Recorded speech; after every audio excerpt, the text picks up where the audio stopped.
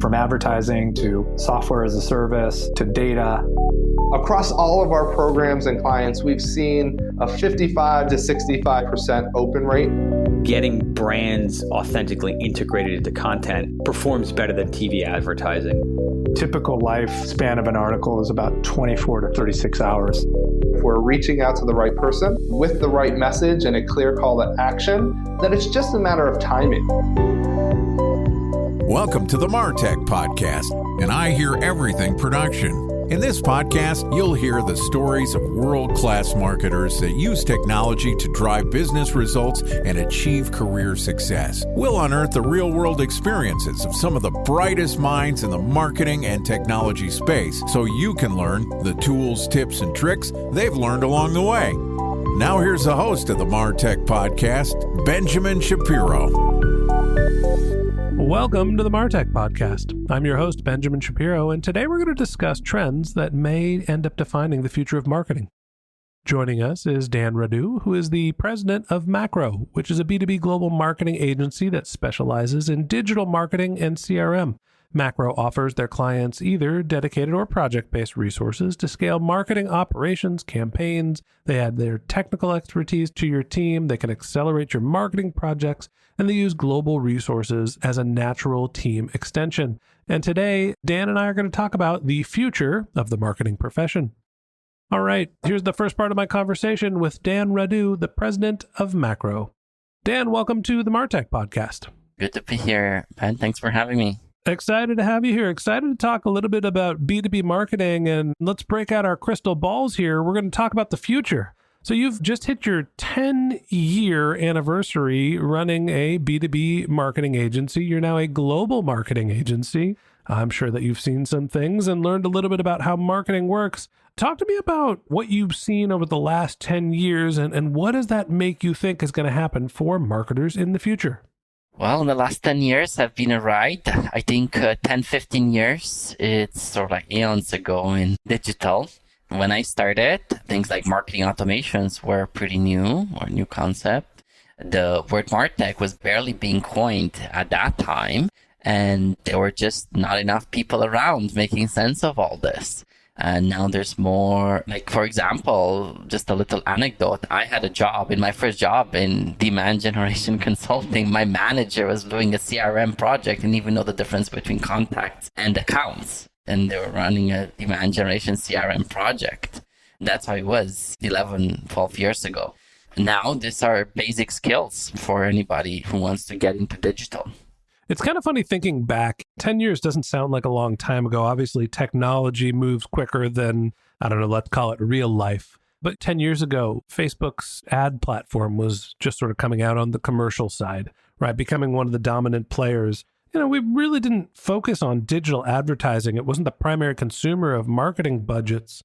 Obviously, digital and our advertising and our ability to do real-time bidding and having programmatic engines, that's all developed over the last 10 years. So when you think about where we stand today, how do you describe where marketing is today as opposed to where it was when you first started? Marketing is much more broad today. Marketing involves knowing not only strategy, but a lot of tactics based on what the technology enables you to do. Marketing means a lot of tech skills as well for people who come into the professions and they do entry-level job, operational or specialist roles. Marketing has more security now. So a lot of more focus has to be put on the revenue generation. A lot of marketing leaders, they oversee both sales and marketing just so they can manage the streamlined process. And sometimes I consider marketing as an extension of the sales because it's there to support the sales, to generate the leads. That's the type of thinking.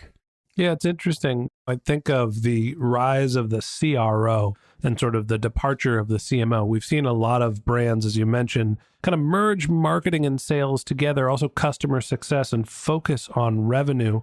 We've seen a channel shift. We've gone much more digital and been focused more on marketing analytics and thinking that things are always going to be attributable. if a marketing channel is effective, it will show some sort of revenue signal, or at least that's how it's been for the last 10 years. Talk to me about what the impact of some of the privacy changes and the data restrictions have meant to you, and how do you think that's going to shape the future of marketing? Privacy becomes more and more important. The more data it's available, the more privacy becomes important. I think in North America, privacy is a virtue, and it's something that people really cherish. It's a value that people have. In other countries, maybe it's a little bit less, but it starts to be increasingly more important and relevant for others. There's, just to prove ROI, some of the challenges we see is that you just can bring all these data points together. So you can, in the end, you want people to have all the touch points that lead to a close won or deal if you can have all the data together. So whether there's a privacy barrier, a technology barrier, or any other type of restriction, it's an impact, of course. To me, I think the big change, as we've seen privacy become more restricted, our access to data has become more sparse. And so that means that potentially there's a shift away from the traditional demand generation activities we've seen over the last decade and moving more towards focusing less on demand gen, more on awareness building, getting yourself out there, some of the less trackable, kind of what we start to call the dark social part of the web. Talk to me about where you see the future of marketing. Are we going to be demand generation focused? Are we still going to be very data driven? Or are marketers going to start focusing again more on building awareness and filling the top of the funnel and hoping that it trickles down? That's a very interesting point. I did notice some of this, that the focus is taking a bit of a step back. So instead of helping marketing in the bottom of the funnel activities and enabling the sales like that, a lot of the focus goes back to just generating awareness. So people just simply knowing that there's a company out there, Macro, that has global resources. And there are more competitors in the market now, so you need to differentiate yourself like that. So people actually have to know that you are an option for them. So yeah, I definitely see a trend towards this awareness building that it's happening. So as we think about the future of marketing, I can't go a conversation without mentioning artificial intelligence, ChatGPT, maybe if we'll throw Bard, Bing in there. What do you think happens to the future of the marketing profession now that we're seeing privacy restriction changes, we're seeing our access to data being limited, but we're also being fed all of these tools that can help us create content and automate our processes? Tell me your vision, look into the crystal ball, and tell me, what do you think the future of the marketing profession looks like? I think there's going to be multiple type of AI solutions. I don't think there's going to be one vendor only. Similar to how right now there's different software vendors, there's different AI vendors. There's not going to be one AI to rule them all. So it's still going to be a competition. It's going to be different use cases, different applications, different solutions of anything that we call artificial intelligence. For example, I was at the Adobe conference in Vegas a couple of months ago, and they announced their generative AI as well. We call it Adobe Firefly. And it basically can spit out an image. So if you have a product, let's say it's a tent, then you spit out an image of this tent, and then this tent, and you can have it show in the winter as you camp in the winter, or you camping in the summer. So all of that can automatically generate and create this type of content and then replicate it, resize it, and publish it across different platforms. So that was interesting. In the future, one of the myths with any type of automation AI is that you automate the person's role, but it's not a person's role that you automate. You automate the process, the job process. One of the examples I like to go back to is the introduction of ATMs and bank machines at the banks. There's still tellers. People still want to speak with some people. Just because there's ATMs now at the bank doesn't mean that the bank didn't grow or the bank didn't have to hire so many more people as it grew. So there's still jobs. It's just the focus changes. What do you think is going to happen to the core skill set? We've seen that marketers need to be less focused on creative over the last decade, more on their analytic skills, more on their understanding of technology. We've gone from being artists to, the center of the hub, right? We need to understand how to work, at least work with the technology teams, the analytics teams, understand creatives. What do you think happens to the marketing skill set now that artificial intelligence is rearing its head? What is going to happen, and what I've seen also happening already, is a lot of the marketing professionals will have to work like IT professionals. So things and skills like dealing with software vendors are very important. Planning, creating roadmaps of technology rollout. So let's say it's a marketing automation platform, or maybe you do use some sort of AI solution. For marketing, you need to plan things like adoption, rollout, onboarding, technology support, partners, technology consultants that you manage. All of those things are very important. I don't think also the marketers have been used working in the same way as IT professionals have. That's why agile marketing practices will become more important, or even more important than they are now. You said agile marketing practices will become more important. So walk me through what you mean by agile marketing practices.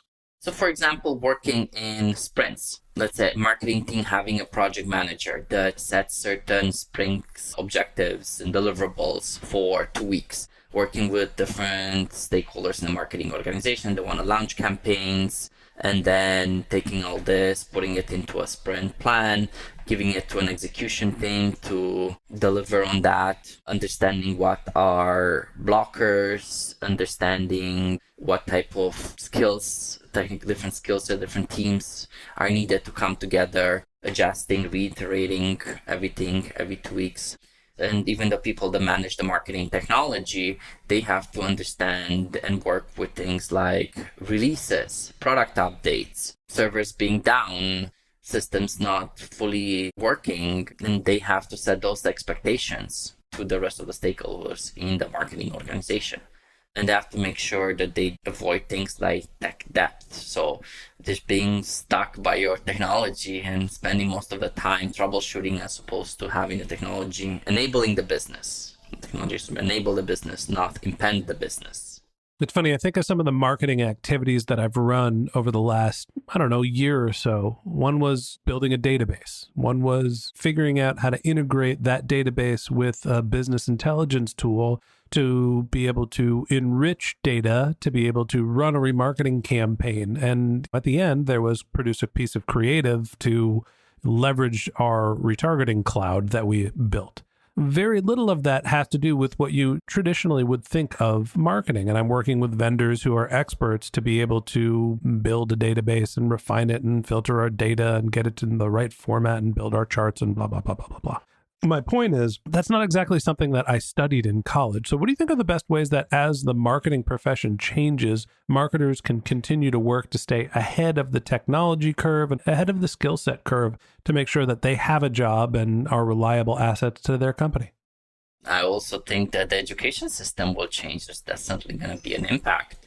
Do I want my kids to go to university? Yes. Do I think that there's many other ways to learn? Absolutely. Yes, we have democratization of information. We have courses, we have certificates. I was actually writing an article about this a few years to the Canadian Marketing Association. And I said, there's all these software companies that they scream from the bottom of their lungs trying to educate people on how their technology works. And then there's all these companies that just don't have enough people. And there's all these other people looking for jobs. So there's many places to learn. There's online certification, there's online academies, there's different training programs that the marketing technology vendors offer. Universities are slowly putting some courses, but again, they're more theoretical in nature. There's communities where you can meet other professionals and learn from them. There's many ways that you can pick up new skills and learn in today's digital world. Last question I have for you is you think about the future of marketing. We're obviously seeing an incredible amount of growth with artificial intelligence, and marketing skill sets are becoming more diverse. There's different ways for us to learn about marketing. What advice would you have for somebody early in their career or somebody who's transitioning into marketing to make sure that they are finding the right role for them and giving themselves a chance to be able to thrive in the future?